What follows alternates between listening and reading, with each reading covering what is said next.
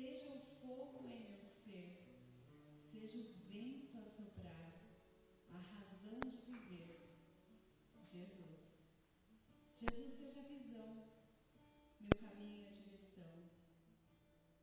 Fazemos planos, né? Todos nós, no começo do ano, ou a cada semestre, trimestre, nós planejamos coisas.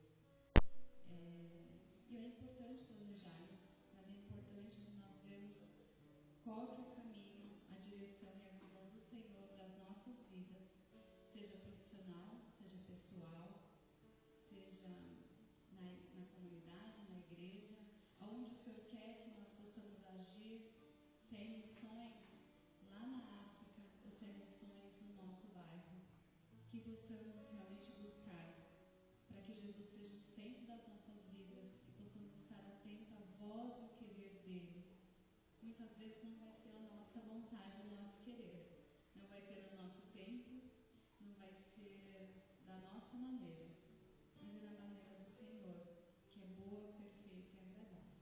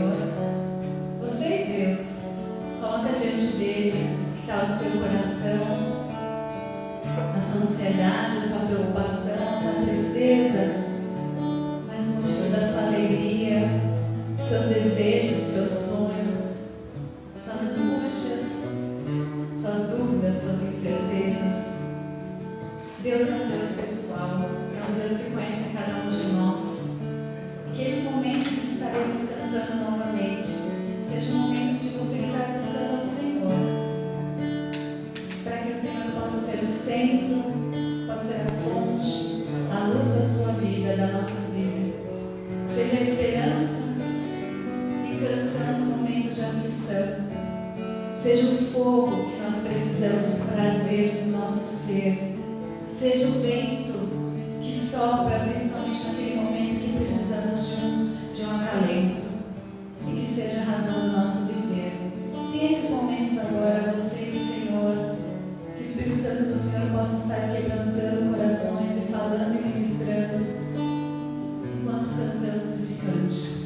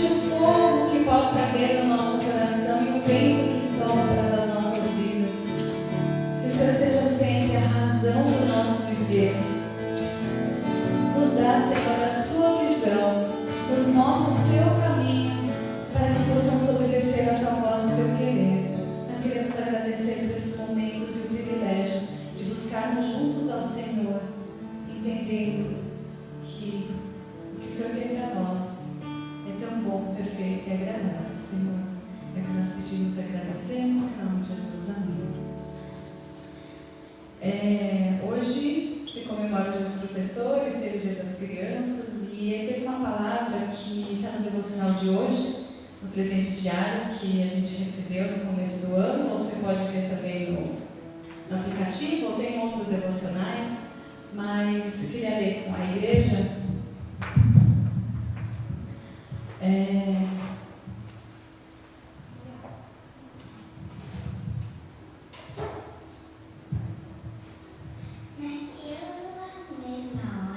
Chegaram os discípulos ao pé de Jesus, dizendo: quem é o maior no reino dos céus? E Jesus, chamando uma criança, a pôs no meio deles e disse: em verdade vos digo que se não vos converterdes fizerdes como crianças, de modo algum entrareis no reino dos céus. Portanto, aquele que se tornar humildade como essa criança, esse é o maior do reino dos céus. E qualquer que receber em meu nome uma criança tal como esta, a mim me recebe. Então, nessa passagem, os discípulos estavam perguntando: quem é o maior? Isso é uma coisa muito de adulto, né? Quem é o melhor? Quem é o maior? Quem conseguiu mais? Quem teve mais? Sempre quem tem mais, quem tem mais. E aí Jesus vem e quebra tudo isso e fala, chama uma criança. Não estou falando que criança não erra, não estou falando que criança não peca.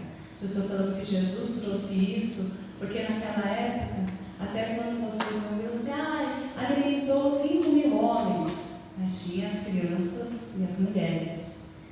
Então, assim, Jesus chama uma criança, aquele que às vezes a gente acaba falando, não, é só uma criança, quando crescer, aí vai se tornar um adulto, aí a gente conversa. Não, Jesus dá importância até aos pequenos. E por que isso é importante lembrarmos? Porque as crianças não são o futuro. As crianças, os adolescentes, os pré-adolescentes são o presente também, né? E através das crianças a gente também pode ser abençoados, como eu já contei para vocês, em determinado momento, com a Jéssica, aonde a Jéssica era pequenininha, 6, 7 anos, eu peço uma oração para ela, me manda ajoelhar e ora por mim. E aquilo acalentou o meu coração, porque Deus usou a vida dela. Então, assim, que possamos lembrar e valorizar a questão dos professores, não no sentido só daqueles que estudaram o magistério, estudaram a questão da pedagogia, mas para aqueles que nos ensinam, sejam nossos avós, seja os nossos tios, amigos, todos aqueles que ensinam, principalmente da palavra do Senhor, mas que nos ensinam coisas boas, que são exemplos, que possamos lembrar e agradecer, por essas pessoas, agradecer também pelas crianças, pré-adolescentes, adolescentes, adultos e famílias da nossa igreja. Então, que possamos realmente buscar a vontade do Senhor, que possamos, como esse próximo cântico ele fala, que possamos nos preparar para receber a Jesus, receber a Deus nas nossas vidas. Aqui fala como casa, tem um próximo cântico também que a gente vai cantar, mas fala que a casa é a nossa vida. Então, é um questionamento para as nossas vidas. Como que está a nossa casa? Será que nossa casa está arrumada? Será que está perfumada? Será que a mesa está posta para a gente colocar o Senhor no lugar de honra? Então, que possamos, com esse cântico, lembrar que Deus é tão sábio, Ele nos ensina em amor, Ele é tão manso e cuida dos nossos corações.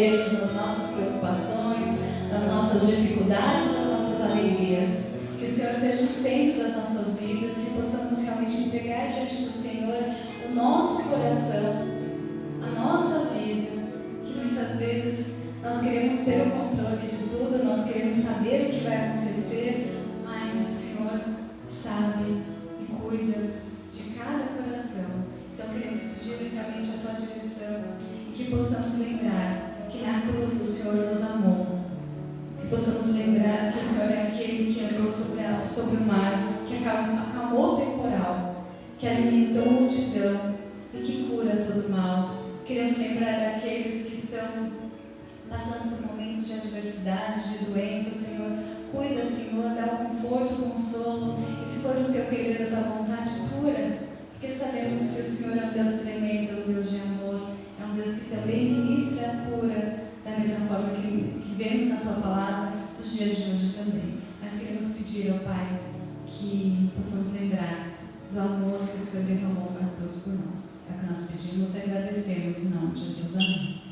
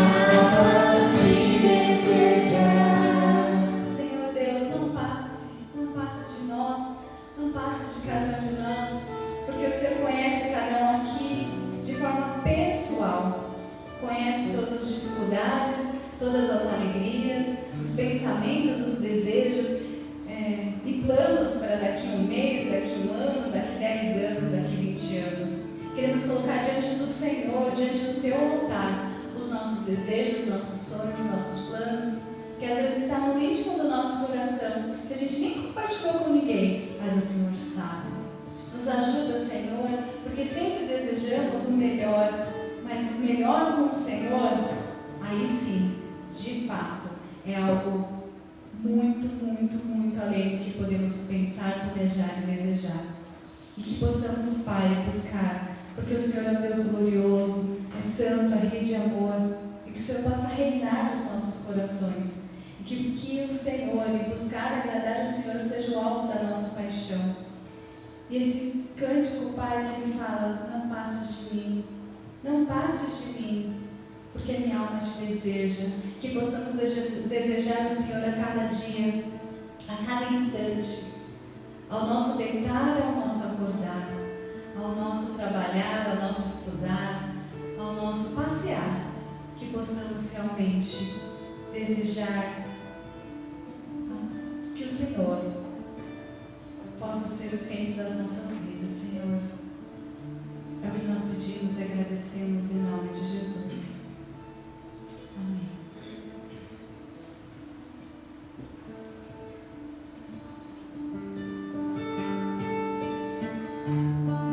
Não passes de mim, não passes de mim, porque minha alma te deseja. Não passes de mim, não passes de mim, porque minha alma te deseja. Não passes de mim, não passes de mim, porque minha alma te deseja.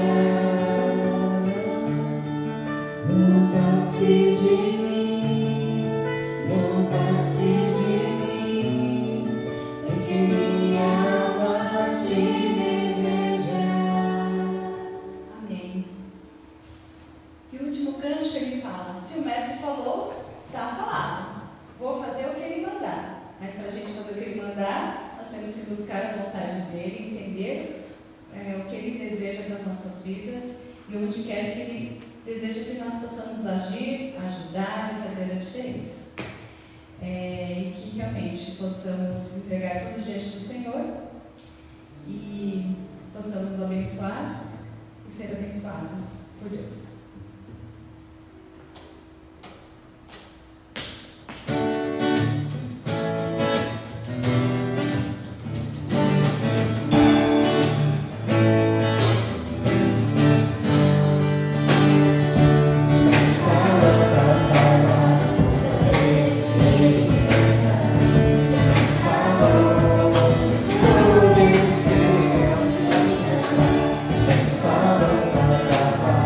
Não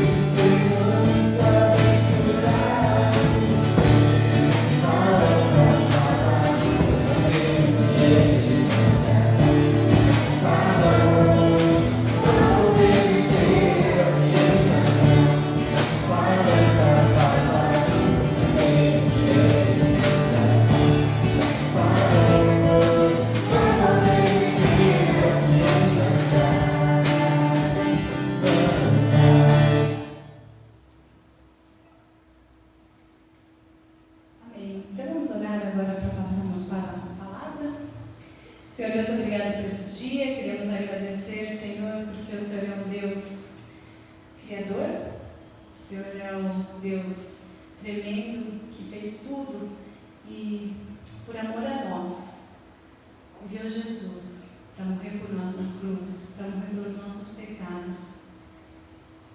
Jesus derramou seu sangue na cruz, mas ao terceiro dia Ele ressuscitou e venceu a morte. Obrigado, Senhor, pelo privilégio de termos a oportunidade de se tornarmos filhos do Senhor. Queremos agradecer e pedir para que o Senhor sempre seja o centro das nossas vidas, seja o centro da nossa canção, do nosso desejo. Queremos sempre lembrar das bênçãos do Senhor, que o Senhor alimenta a multidão, que o Senhor fez pessoas mais sobre as águas, que o Senhor ministra, Senhor, na vida de tantas pessoas. E queremos realmente colocar diante do Senhor os nossos sonhos, os nossos desejos, para que possamos estar atentos aos sonhos e desejos do Senhor para as nossas vidas. Porque o mais importante é o Senhor, porque o Senhor é o Deus Criador, o Deus único, o Deus que nos salvou. É o que nós pedimos, a Tua direção, a Tua bênção, e que possamos estar atentos à Tua voz e Teu querer através da Tua palavra, que realmente seja o alimento para essa nossa semana, que seja algo que possa realmente enriquecer os nossos corações, os nossos pensamentos, e que possamos ser sal e luz como testemunho na vida das pessoas, Senhor. É o que nós pedimos e agradecemos em nome de Jesus. Amém.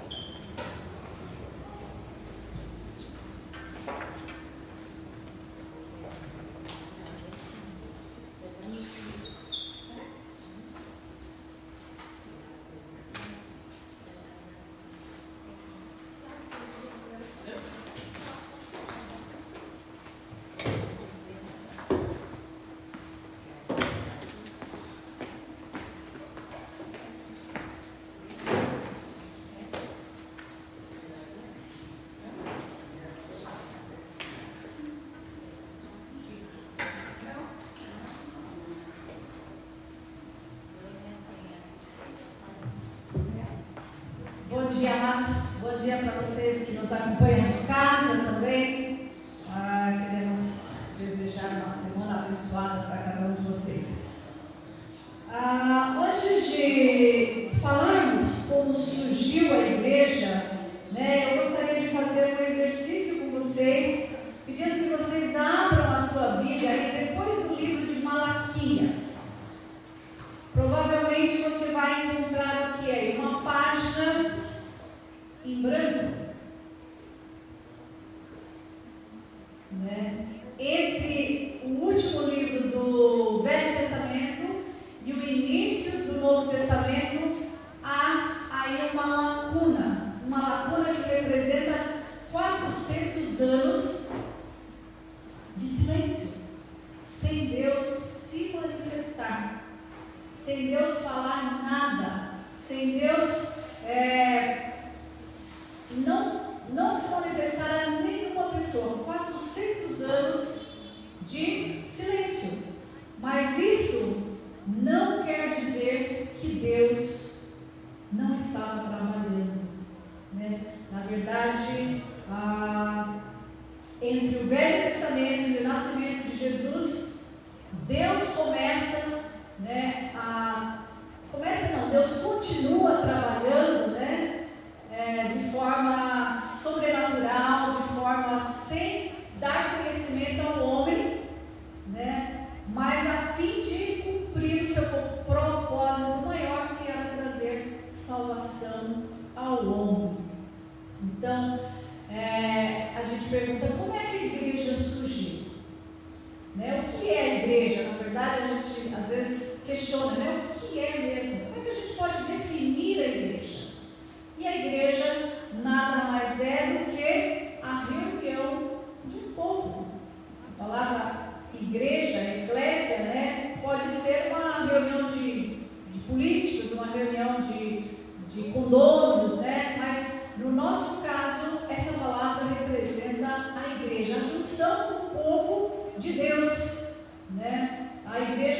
foi fundada por Jesus e que é a pedra angular, né?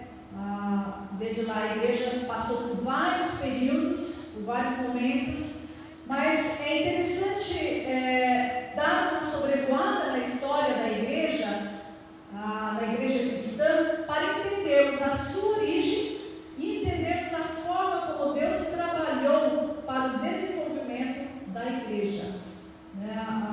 Mesmo antes do nascimento de Cristo, por volta do século IV, né, a Palestina ali é o berço onde a igreja nasceu, e a Palestina era um local de grande importância porque era a rota comercial, era o centro, né, daquele estado ali, daquele país. Então, era importante rotas comerciais, também as questões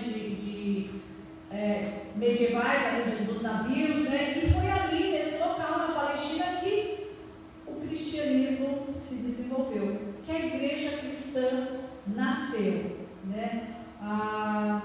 Creio que nós já ouvimos falar sobre um homem chamado Alexandre o Grande, né? Qualquer folhadinha na história aí você vai ver elementos ou conquistas desse homem, né?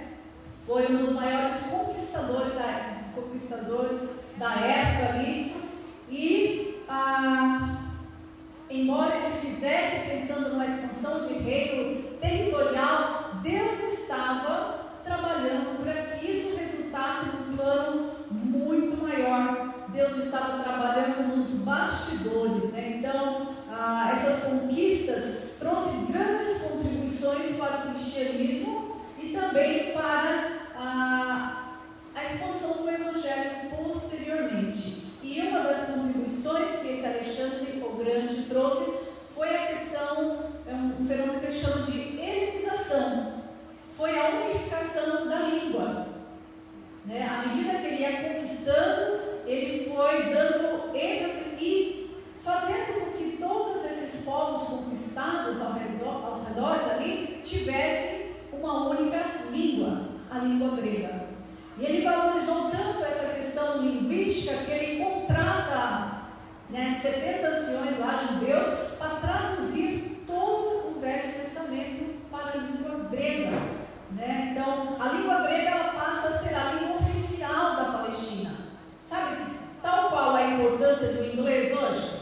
Né? Se você sabe inglês, você se vira em qualquer lugar, você consegue, né, um destaque, e assim era o grego naquela época. Então, o grego se tornou uma língua oficial ali, né?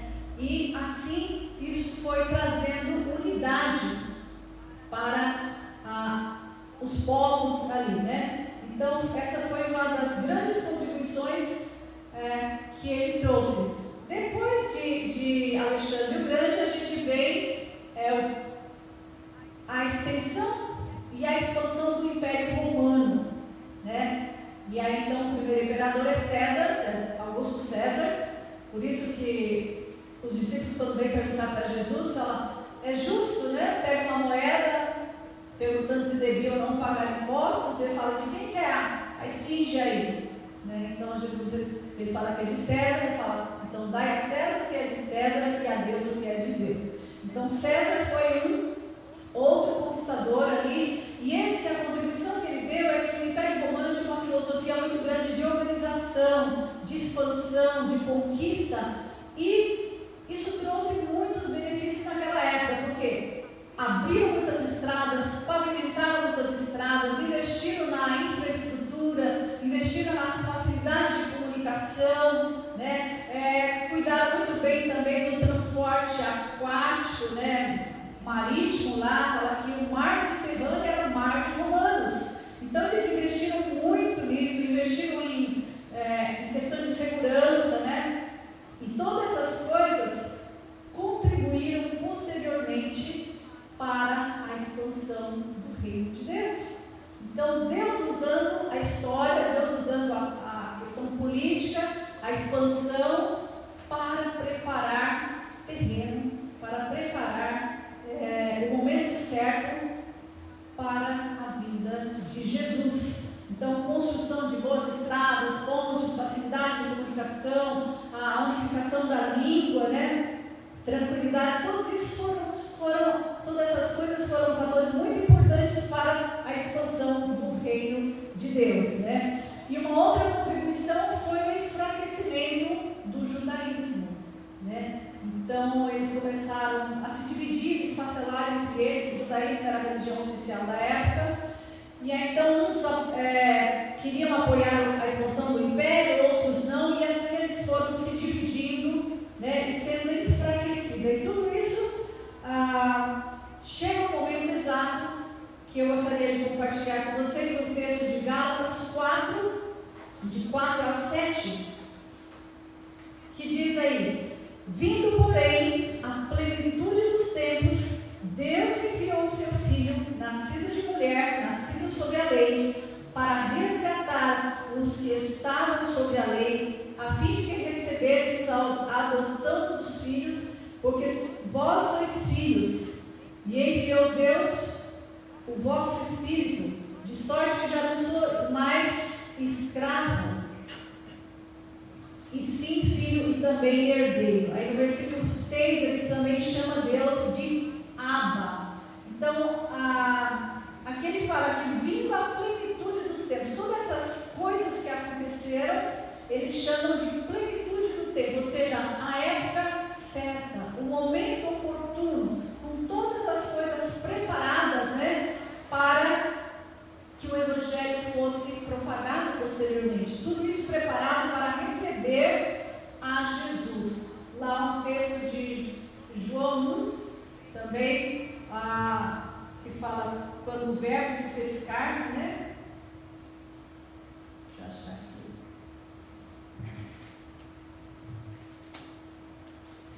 Fala que o verbo se fez carne e habitou entre nós. Então foi um dos momentos sublimes onde Jesus se faz homem, né? Eu não marquei esse texto agora. Mas é aquele texto conhecido que Jesus é apresentado, né? Lá no começo do primeiros versículos aí de João. É o versículo 1 e depois o versículo 14, ele diz a respeito dessa vida, né? E no princípio era o verbo, e o verbo estava com Deus, e o verbo era Deus. Depois do 14, o verbo se fez carne e habitou entre nós, cheio de graça e de verdade, e vimos a sua glória como do unigênito do Pai. Então, vindo a plenitude dos tempos, Deus, né, percebe que dentro do seu planejamento é o momento oportuno para enviar Jesus, para que o Deus se torne carne, né, e venha habitar entre nós. Ou seja, todo o império, né, toda a história se preparou para a chegada do Messias, né? Quando Cristo surge, todo esse cenário já estava pronto, né? A mão poderosa de Deus já havia preparado todo esse pano de fundo, né, para que Jesus pudesse vir e assim, então Deus começa a se manifestar. Deus começa, né, enviando o anjo a Maria, dizendo para ela, né, que haveria de ser a mãe de Jesus. Deus se manifesta também a Isabel, né, a João Batista, dizendo: olha, né, Isabel, que é estéril, vai ter um filho.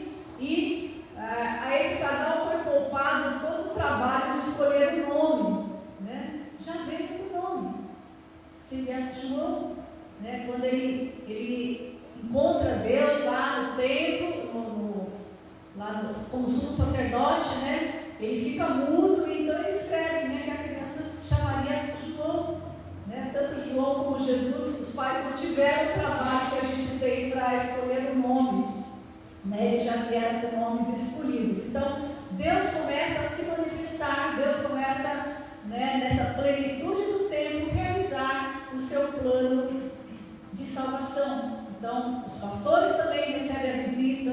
Olha, está lá, né, em Belém, até Herodes, né? Então é visitado aí com os magos indo à procura de Jesus. Então assim Jesus veio, assim Deus se encarnou, né? E todas essas pessoas, com surpresa e com alegria, receberam essa notícia que era chegada ao templo. E Jesus então veio, viveu entre nós, né? Pregou o reino, mostrou, escolheu os seus discípulos, seus seguidores que iriam dar continuidade a essa mensagem. E enfim, na cruz, ele exclama, né? Tudo está pronto, tudo está consumado. Ou seja, todo o plano de redenção que Deus havia planejado culminou ali na morte de Jesus no nosso lugar e abrindo assim caminho para que o homem pudesse se achegar a Deus, para que assim o homem pudesse, né, através do arrependimento e perdão dos pecados, pudesse restaurar a comunhão com Deus, né? Assim, Jesus nos justifica diante de Deus, e é por causa disso que hoje nós temos pleno acesso a Deus. É por isso que hoje nós também, como filhos, podemos clamar Abba, Pai, né? E aos seus discípulos ele disse que deveriam ir a todo mundo e anunciar o Evangelho, né? E no começo eles achavam que o Evangelho seria restrito aos judeus, e demora um pouco para que eles entendam que o Evangelho era para todos, que as boas notícias de salvação era para toda a humanidade, não somente restrita ao povo judeu, né? Então a igreja começa ali em Jerusalém, e no início os apóstolos agiram dessa forma, achando que era privilégio somente dos judeus. Mas lá em Atos 10, quando Pedro, né, acontece vários fatores aqui. Primeiro, uma visão, Deus visita um homem piedoso chamado Cornélio, e ele diz: olha, vai e manda buscar Pedro. Cornélio era um gentil, foi o primeiro gentil convertido, e ele então, sem saber de nada, mas ele obedece, fala, suas orações foram ouvidas, né? Está aqui no capítulo 9, né? Então, capítulo 10, que é de Cornélio. Então é bem interessante que fala assim: morava em Cesareia um homem de nome Cornélio, centurião da corte chamada italiana, piedoso e temente a Deus com toda a sua casa, e que fazia muitas esmolas ao povo e de contínuo orava a Deus. Este homem observou claramente uma visão acerca da hora nona do dia. Um anjo de Deus se aproximou dele e disse: Cornélio. E este, fitando nele os olhos, possuído de temor, perguntou: que é, Senhor? E o anjo disse: as tuas orações e as tuas esmolas subiram para a memória diante de Deus. Vai agora e envia um mensageiro a Jope para chamar Simeão, que tem por sobrenome Pedro, e está hospedado com Simão, do curtidor, cuja residência está situada à beira do mar. Logo se retirou o anjo, fez o que ele falou, chamou os seus domésticos, soldados piedosos e que estavam ao seu serviço, e enviado, contando tudo para eles, enviou-os a Jope. Então, Deus se manifesta também a um gentil, né? E diz: olha, as suas orações foram ouvidas, né? As suas esmolas chegaram a Deus. E então ele fala: vai a tal lugar e chama um homem chamado Pedro. Pedro era judeu, e os judeus naquela época, eles não entravam na casa de gentios. Mas nesse mesmo tempo, Deus envia uma visão a Pedro, né, com lençol lá, com coisas que para os judeus seriam impuras, e Pedro se recusa, porque aquilo era proibido para eles. E Deus fala para ele: olha, Pedro, não torne impuro aquilo que eu purifiquei. Então, através dessa visão, Deus se revela a Pedro, dizendo: olha, os gentios também são alvos do meu amor. Os gentios também são partes do projeto de salvação. E nesse meio de tempo chega exatamente os homens para buscar a Pedro. Então Pedro vai até a casa de Cornélio. Cornélio chama não somente os seus familiares, mas também os seus amigos, e ali fala: eu não entendo, eu estou só obedecendo uma visão, mas fala para nós aquilo que você quer nos contar. E de forma maravilhosa, de forma esplêndida,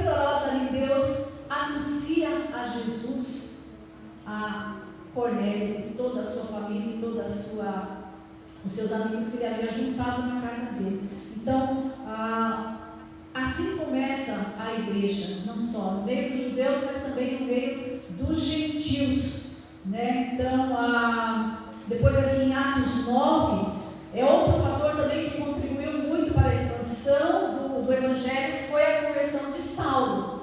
Saulo também era um judeu zeloso e perseguidor da igreja de Cristo. Então ele vai, né, levando cartas, ele ia aprender, ele colocava os cristãos na prisão, persegui-los, e quando ele está indo para Damasco, com cartas de prisão para outros cristãos daquela época, então ele tem um encontro, né? Jesus se manifesta a ele diretamente. E é muito interessante a pergunta que ele faz: Saulo, Saulo, por que você me persegue? Na verdade, Saulo perseguiu os cristãos. Mas Jesus estava dizendo: por que você persegue os meus? Né? O que há? E então, Jesus se revela a Paulo ali. Então, Jesus ali se apresenta. As pessoas que estavam ao redor de Paulo também ficaram terrivelmente impactados. E Paulo perde a visão. Né? E ali acontece algo tremendo, né? Que é Paulo reconhecer quem era Jesus. Ali acontece aquilo que o Senhor tem falado com tanta frequência, né? O novo nascimento, uma vida nova a partir de Jesus. E Paulo era temido, né? Todas as pessoas tinham medo dele por causa da sua fama, mas Deus estava no controle de toda a história e falava: vai para a casa de Ananias, né? E lá você vai saber o que você deve fazer. Então ele permanece 3 dias cego ali, mas ele ganha a visão espiritual de quem é Jesus, né? Do reino de Deus. E Deus fala a Ananias: olha, cuida dele, porque esse homem é precioso para mim. Então Paulo também se torna um grande pregador do evangelho. De perseguidor, ele passa a ser alguém que anunciava esse Jesus, alguém que levava, né, essa mensagem de Jesus. E mais tarde ele faz várias viagens missionárias, ele se torna um grande cooperador do evangelho, né? Mais tarde também os seus escritos, que a gente usa até hoje, né, se torna de grande importância para a expansão e a fundação da igreja, né, trazendo grandes contribuições para o estabelecimento da igreja no primeiro século. Então, dessa forma, a gente percebe que o evangelho cresceu de maneira explosiva, de maneira muito forte, né? Mas o curioso é que não foi Pedro, não foram os apóstolos, não foram os missionários daquela época que deram a maior contribuição para a expansão do evangelho. Os historiadores dizem que, na verdade, grande parte dessa explosão do evangelho se deu por conta das pessoas comuns, homens e mulheres que, ao ouvir o evangelho, entenderam que estava ali a esperança da graça restauradora, e essas pessoas eram pessoas comuns, sapateiros, padeiros, ferreiros, comerciantes, que rodavam, né, por aquelas regiões, e à medida que iam, eles iam levando o seu testemunho de fé, né? Então, o evangelho espalhou por conta desse fator de que as pessoas que entenderam a importância do evangelho, elas se sentiram responsáveis por compartilhar isso com outras pessoas. Eram pessoas comuns que, no seu ir e vir, nos seus contatos, elas falavam a respeito desse Jesus. Elas mostravam com as suas próprias vidas a transformação que elas haviam encontrado em Cristo Jesus. Então, esses foram fatores importantes para a expansão do evangelho. Uma vez eu fiz um seminário, um trabalho, eu devia fazer uma pesquisa e descobrir quais eram os fatores que mais contribuíram para o crescimento das igrejas neopentecostais. E eu comecei a pesquisar, a buscar, e foi bem interessante que eles falam que um dos fatores que contribui para essas igrejas crescerem tanto é exatamente essa consciência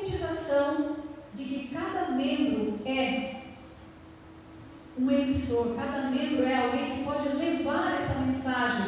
Então eles vão pelas periferias, eles vão falando um português, né, todo estrupiado, mas eles vão levando a mensagem preciosa do Evangelho, né, vai contando um ao outro, e assim a igreja cresceu. Assim eles têm uma expansão, e até hoje eles crescem de maneira, né, bem mais forte, né? Tem falha sim, que aí tem falha no preparo, né? Às vezes as pessoas do mesmo jeito que entram vão embora, mas eles, dessa forma, eles têm contribuído muito para a expansão do Evangelho.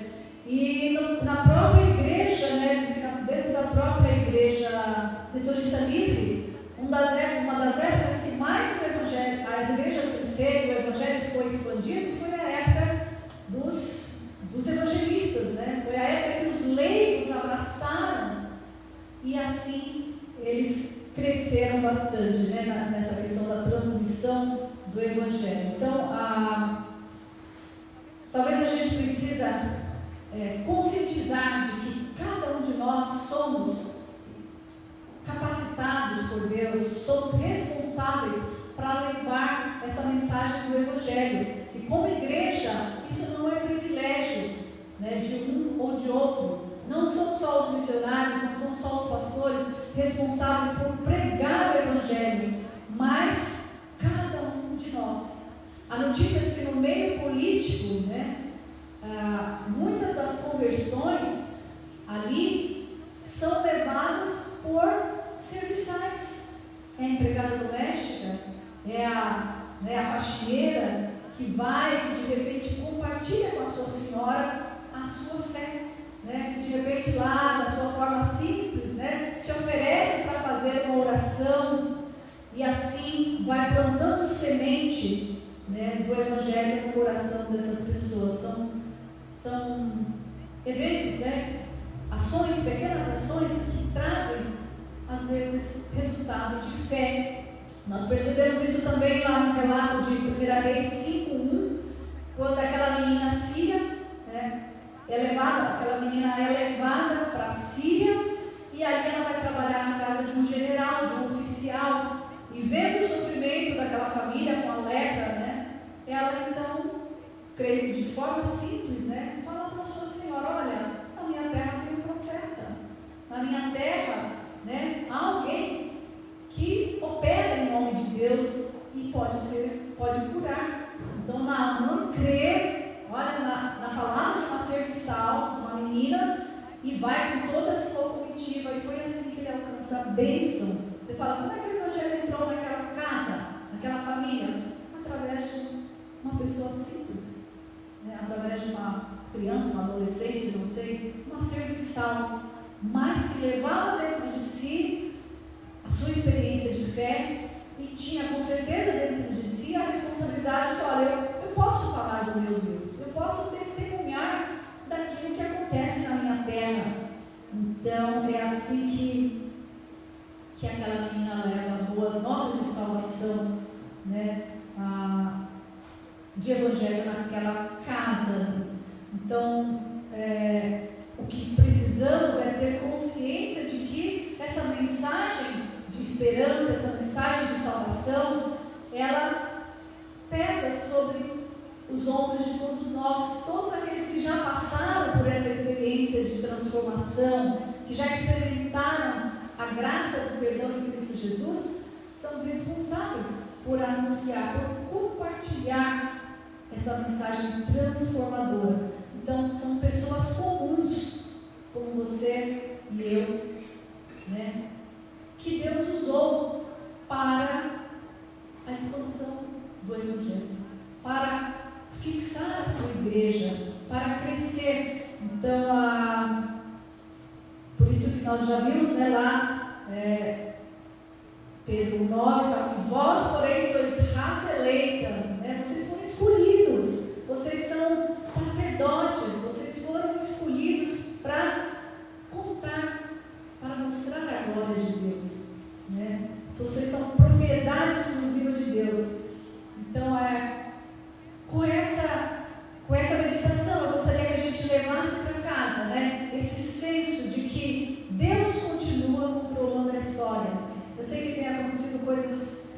terríveis ao nosso redor, e muitas vezes a gente se abala, né? Eu já desliguei a televisão faz muito tempo, mas a gente acaba ainda, quer dizer, temos que estar inteirados, né, a respeito daquilo que acontece no mundo, mas muitas vezes a gente fica perguntando, nossa, onde vai parar tudo isso? Né? Às vezes a gente se deixa bater pela tristeza de tanto sofrimento, de tanta desgraça, de tanta guerra, mas nós não podemos perder a visão de que Deus é Senhor da história, que Deus continua no comando. Nós muitas vezes não sabemos os objetivos, os planos que Deus tem por trás disso, né? Talvez amolecer o coração de uma nação, talvez um alerta para a igreja de que nós precisamos espalhar esse evangelho, talvez um alerta, uma advertência, dizendo, olha, o fim pode estar próximo, né? Mas o importante é a gente guardar que Deus é Senhor do universo e que a nossa salvação foi planejada ao longo da história. Nada escapa aos olhos de Deus, né? E por isso nós não precisamos ficar amedrontados, entristecidos, né, pelos acontecimentos e tantas destruições que a gente vê, não só longe, mas também perto da gente, né? Ver a poderosa mão de Deus conduzindo a história da humanidade traz tranquilidade para nós, de crer que esse Deus é um Deus vivo e é um Deus poderoso, e é um Deus que também nos escolheu, apesar de insignificantes que somos, apesar de pecadores que somos, Deus nos escolheu para ser agentes de transformação onde nós estivermos. Nós devemos contar aos outros a experiência que nós tivemos, assim como Paulo fez, assim como muitos outros compartilham da fé, da transformação que eles passam. Deus deseja que nós anunciemos essa salvação em Cristo Jesus, e nós podemos ser ousados, nós podemos compartilhar a nossa fé, vendo o exemplo no passado de que foram pessoas comuns, de que foram pessoas simples, que tanto contribuíram para a expansão do Evangelho e para a implantação da Igreja de Cristo na Palestina. Vamos orar? Pai amado, queremos te agradecer por essa manhã, queremos te agradecer porque percebemos que o Senhor está atento à plenitude dos tempos e o Senhor conduz a história conforme convém. Queremos agradecer pelo teu grande amor revelado no plano de salvação, na justificação que temos em Cristo Jesus. Ó Pai amado, abre os nossos olhos para que a gente possa também ser ousados na proclamação do Evangelho. Ó Deus, também tira a venda daqueles que ainda não enxergaram e não entendem quem é Jesus e o que Ele veio fazer aqui. Pedimos a Tua intervenção, ó Deus, pedimos manifestação do Teu Santo Espírito para que todos possam chegar ao pleno conhecimento da verdade e a edificação e salvação que há em Cristo Jesus. Queremos te entregar essa igreja, Senhor, pedindo que o Senhor possa usá-la de forma poderosa para anunciar as boas novas em Cristo Jesus. Ó Deus, queremos agradecer por aqueles que estiveram aqui no tempo, no projeto Kairos. Pai, pedimos que o Senhor continue trabalhando no coração e na mente de cada um deles, e que eles também possam ser abençoados com a mensagem do Evangelho, que é para todos. Toma, Senhor, essa igreja nas Tuas mãos. Essa é a nossa oração, no nome de Jesus. Amém. Catuto quer dar os avisos. Até fiz algumas anotações aqui para você.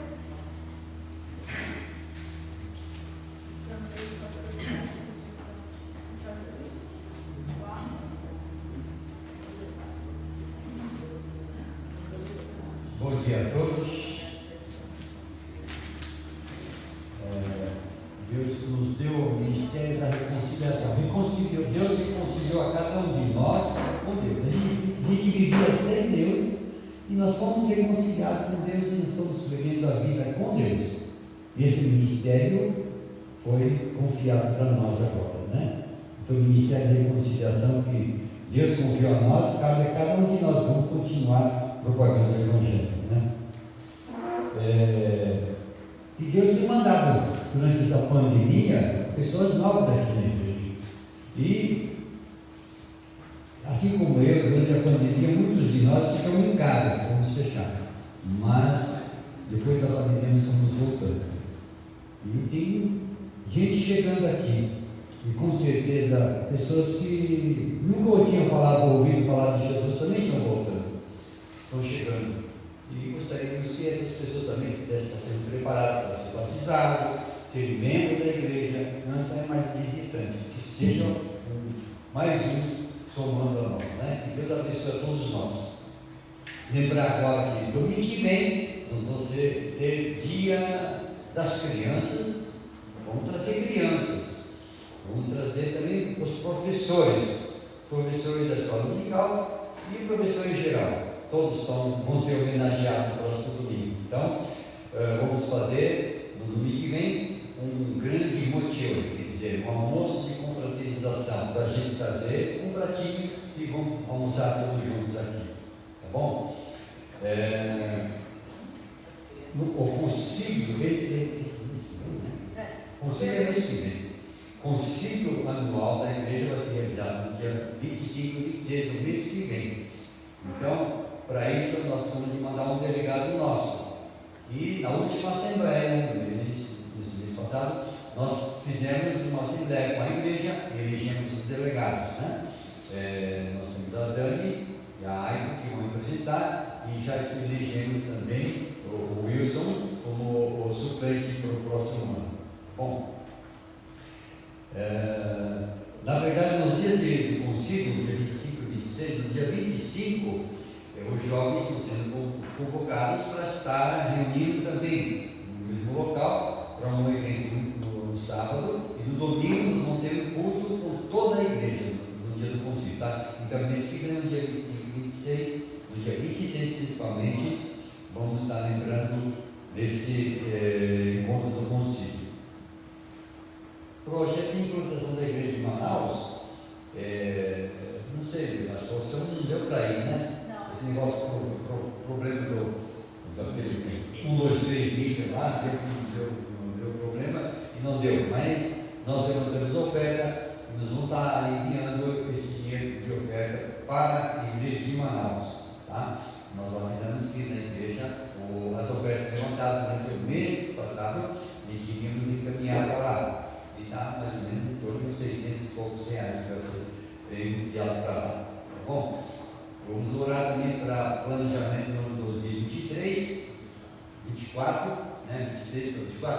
Nós vamos estar planejando o que fazer para os próximos anos. Então, vamos estar reunindo, orando a Deus, o que vamos fazer, como direcionar a igreja durante o novo ano, para ganhar mais almas para Cristo, para que a igreja seja cheia de pessoas que sejam reconciliadas com Deus.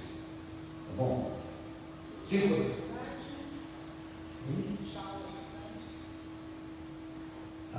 Tá. Tem um juízo oficial da igreja hoje, às 2 horas, né? Vai ser presencial, né? Bom, juntos oficiais. Projeto de ecologia, ecológico, com coleta de óleos de fritura. Quem quiser, quem puder trazer de casa, não jogue no lado e traga aqui, que a gente está recolhendo e está passando isso, né? A igreja tem reunião de oração nas terças-feiras, às 7h30 da noite. Estão fazendo online, né? Então, quem quiser participar, pede para a pastora passar o link, tá bom?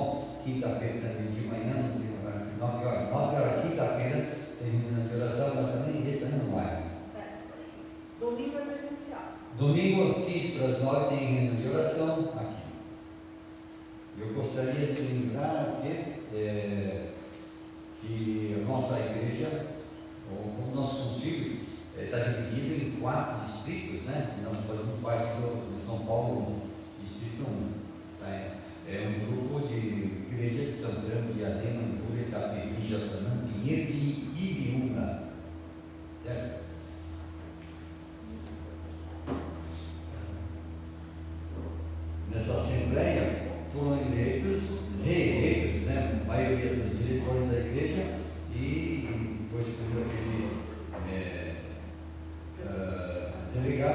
mas escola dominical e grupo de mulheres não tem responsáveis. Então, vamos ser recomendado para comissão de chapa e junta da igreja eleger essas duas pessoas responsáveis. O pastor Said está aqui na aula japonesa hoje, está pregando lá. Ele falou na mensagem que muitas pessoas foram alcançadas com a viagem dele, que fez durante o mês passado no sul, na região do Paraná, Santa Catarina e Rio Grande do Sul, e contou várias experiências muito interessantes. Agora a vida dele diz que ele transformou desde 19 anos de idade. E quando ele veio para o Brasil para ganhar dinheiro e viu que não dava, ele encontrou Jesus que mudou totalmente a vida dele. E ele conta essa história nesse livro aqui, Glória a Deus. Então, estão pedindo para que divulguem e também adquiram esse livro por R$38.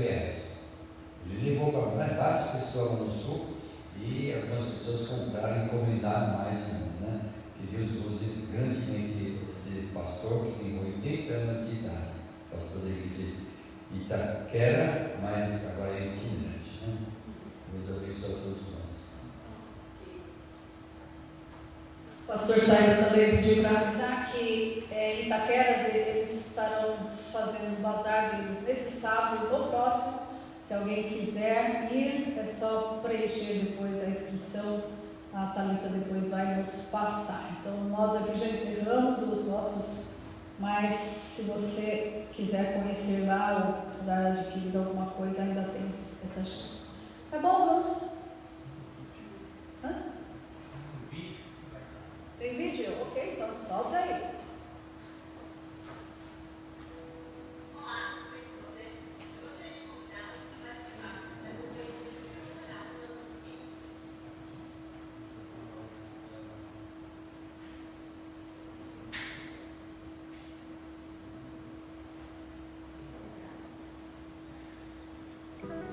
Olá, tudo bem com você?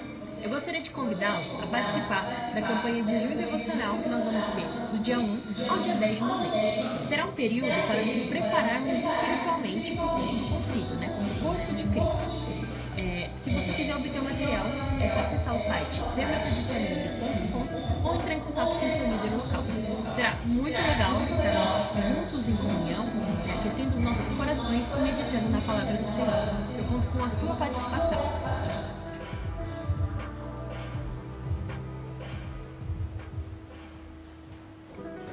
Olá, tudo bem com você? Eu gostaria de convidá-lo. Mais uma preparação para o evento do concílio, né? Eles estão convidando para o jejum, nessa época, jejum de oração. E nós gostaríamos de incentivar vocês a participarem disso também. Nós vamos encerrar o nosso culto orando, e trazendo a bênção. Pai amado, obrigada mais uma vez por estarmos aqui, reunião do Pai, dos seus filhos, daqueles que são salvos, através de Cristo Jesus. E que a graça do Senhor Jesus, que o amor de Deus Pai,